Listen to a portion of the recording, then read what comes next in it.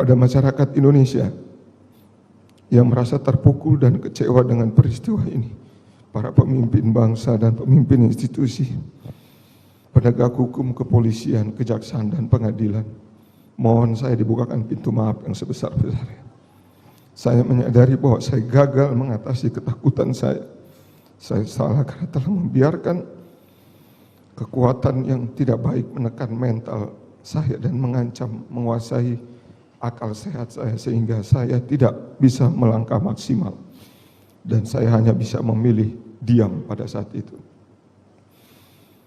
Kepada majelis hakim yang saya muliakan, pada kesempatan ini saya mengaturkan terima kasih yang setulus-tulusnya kepada majelis hakim yang telah mendorong saya, membimbing saya dengan pertanyaan membesarkan hati saya dalam sidang sehingga saya bisa memiliki keberanian.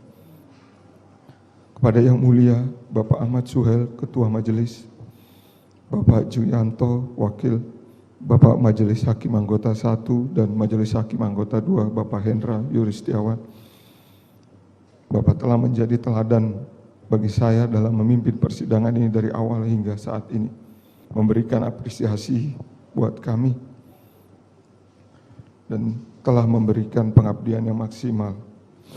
Majelis hakim juga dengan kesungguhan memimpin persidangan, kadang hingga larut malam, menjaga konsentrasi dan konsistensi dalam menggali fakta, baik terhadap saksi maupun hak ahli yang hadir.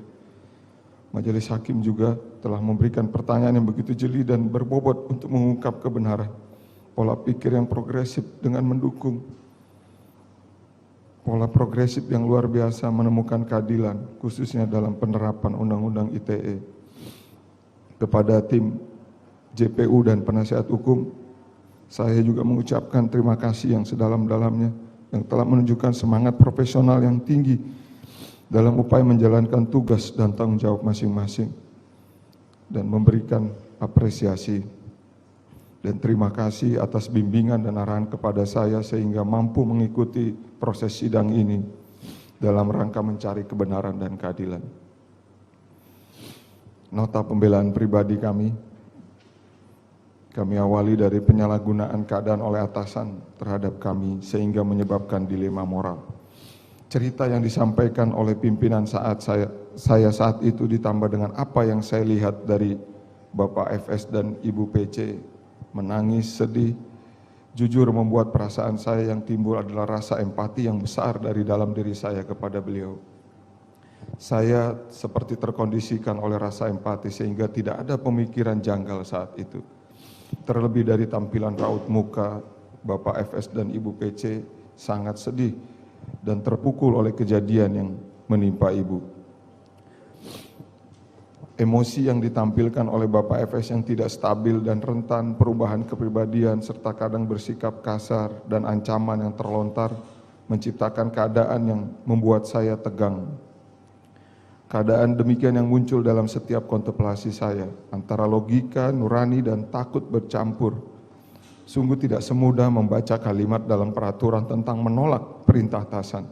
Tidak semudah melontarkan pendapat. Kalau saja begini, jika saja begitu, mengapa tidak melakukan ini, mengapa tidak bersikap begitu. Budaya organisasi Polri yang mengakar pada rantai komando, hubungan berjenjang, yang disebut relasi kuasa, bukan sekedar ungkapan melainkan suatu pola hubungan yang begitu nyata memberikan batasan tegas antara atasan dan bawahan. Pola ini yang kadang menyuburkan penyalahgunaan keadaan oleh atasan terhadap bawahan.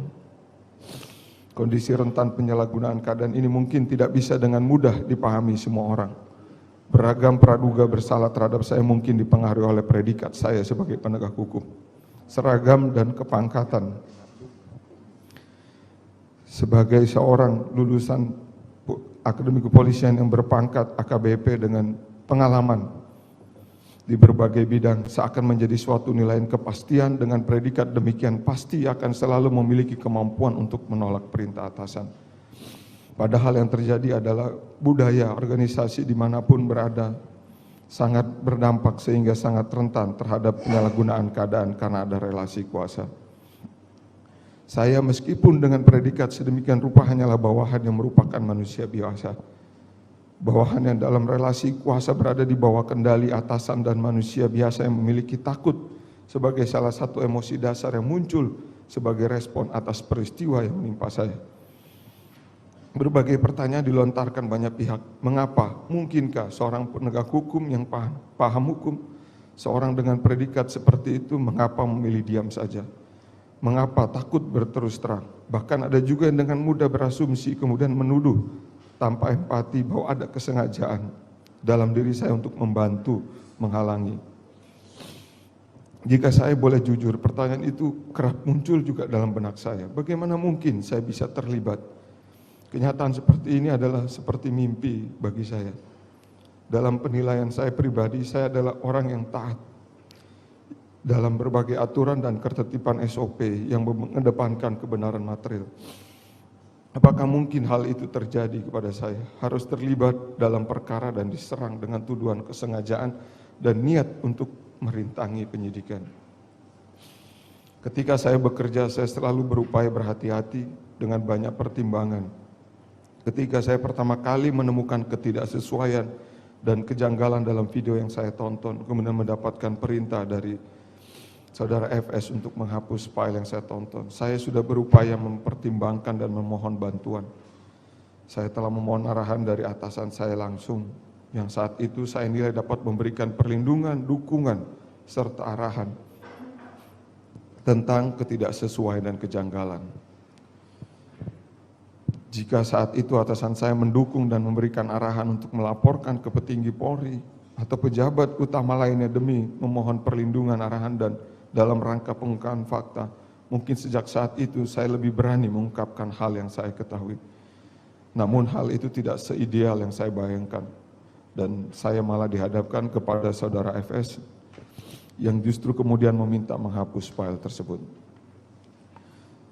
Pada saat itu saya menolak untuk menceritakan langsung dan dihadapkan, tapi situasi berbeda.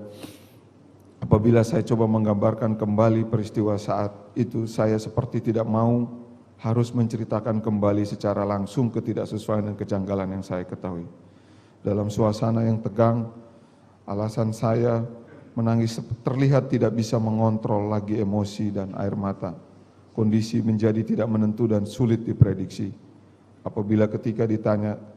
Apalagi ketika ditanya siapa saja yang sudah menonton dan kemudian ada perkataan kalau bocor, saya berempat yang harus bertanggung jawab. Kondisi psikis saya sudah sangat down dan sangat tertekan. Sulitkah untuk memahami posisi saya? Mungkin lebih mudah dipahami jika dianalogikan dengan ungkapan bagaikan individu yang terkena sakit menular. Keadaan yang disalahgunakan ini membuat saya akhirnya tidak ada pilihan selain diam, dan sebagai tindakan akomodatif serta mencari solusi, saya dan Baikuni menyiapkan rencana lainnya. Ketika saya tidak lagi diam, keberanian saya perlahan kemudian muncul, meskipun muncul sedikit, tapi semoga dapat dimaknai sebagai itikat baik, semoga dapat dihargai sebagai upaya yang berguna untuk mengungkap kebenaran. Nasihat orang tua yang selalu diingatkan kepada saya bahwa pimpinan adalah orang tua, guru, dan komandan yang selalu berupaya menjaga anak buah atau bawahan. Bahkan terkadang apa yang menjadi pikiran pimpinan seorang anggota atau bawahan belum tentu bisa memahami. Tetapi saya diyakinkan bahwa itu merupakan hal yang baik untuk bawahan. Atau tidak akan mungkin seorang pimpinan menjerumuskan anggota. Oleh karena itu saya selalu berupaya memberikan kerja yang terbaik dan pikiran positif tentang kebijakan yang diambil oleh pimpinan saya. Figur seorang pimpinan bagi saya tidak hanya seorang komandan tapi juga orang tua. Dan ungkapan itu sangat tepat dan memang menjadi bawahan yang benar secara hukum administrasi adalah mendukung kelancaran prosedur. Oleh karena itu dibedakan tugas, tanggung jawab, dan hak antara pelaksana dan pimpinannya. Kesalahan selalu ada di pundak pimpinan. Pimpinan seharusnya berperan melindungi, mengayomi anak buah, karena itu merupakan tanggung jawab pimpinan. Secara konkret tanggung jawab ini mewujud pada kondisi bahkan sampai di lingkungan Polri pun yang menikah itu akan mendapat amanah atau arahan dari seorang pimpinan kepada calon istri dan keluarga barunya. karena merupakan tanggung jawab atasan hingga dalam membina keluarga bawah pun menjadi tanggung jawab atasan. Dan saya juga meyakini bahwa keamanan, keselamatan anggota atau anak buah itu juga seyogyanya menjadi tanggung jawab atasan. Anak buah harus didukung, dibela, dan dilindungi atasan jika ada masalah. Maka atasan langsung menjaga, mencari solusi, dan membimbing. Namun posisi saat itu, pimpinan saya mungkin tidak bisa memberikan yang terbaik sebagai seorang pimpinan, dan justru malah menarik saya dengan mengancam agar patuh. Selanjutnya bahkan menjadi marah karena saya berusaha untuk jujur, terlepas dari tarikan yang kemudian bisa menjerumuskan ke dalam jurang yang lebih dalam lagi. Saya hanya berharap setelah tidak dibela, dijerumuskan, kini masih ada keadilan untuk saya di persidangan ini.